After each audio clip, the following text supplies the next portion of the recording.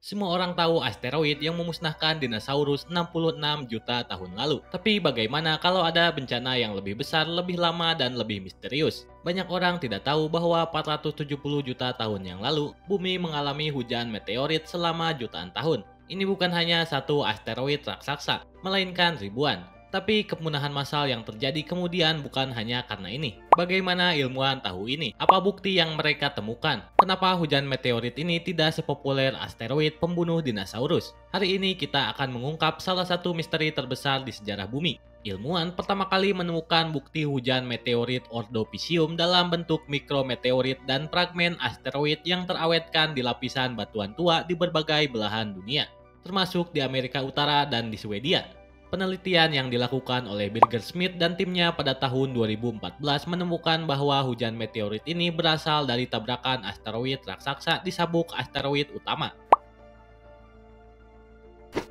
Jadi semuanya bermula jauh di luar angkasa. Sabuk asteroid antara Mars dan Jupiter merupakan area penuh batuan luar angkasa yang bisa saling bertabrakan.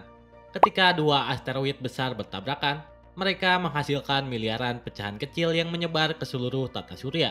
Sebagian besar dari pecahan ini masuk ke jalur orbit bumi dan mulai jatuh sebagai meteorit selama jutaan tahun. Jadi kalau kalian pikir jatuhnya satu asteroid itu buruk, bayangkan ribuan batu luar angkasa jatuh ke bumi seperti spam bom di game strategi. Sebelum semua ini terjadi, bumi adalah dunia laut. Hampir semua kehidupan ada di bawah air, karena daratan masih terlalu gersang untuk ditinggali.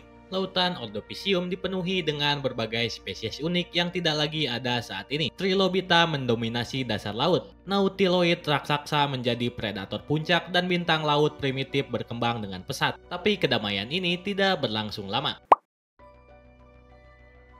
Beberapa ilmuwan percaya bahwa hujan meteorit ini mengubah atmosfer, membuat langit dipenuhi debu, dan mengganggu ekosistem laut. Tapi meskipun dampaknya terasa, hujan meteorit ini bukan penyebab utama kepunahan massal Ordopisium silur.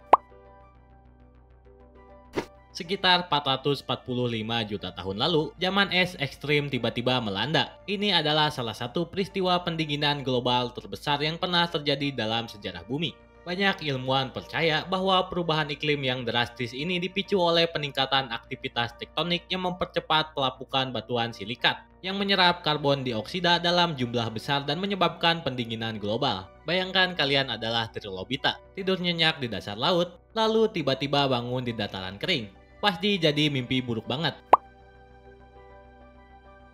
Setelah kepunahan ini, alam menciptakan makhluk-makhluk baru. Spesies yang bertahan mulai berevolusi menjadi lebih kuat. Tanpa kepunahan ini, kita mungkin tidak akan melihat predator laut modern. Apakah bencana ini bisa terjadi lagi?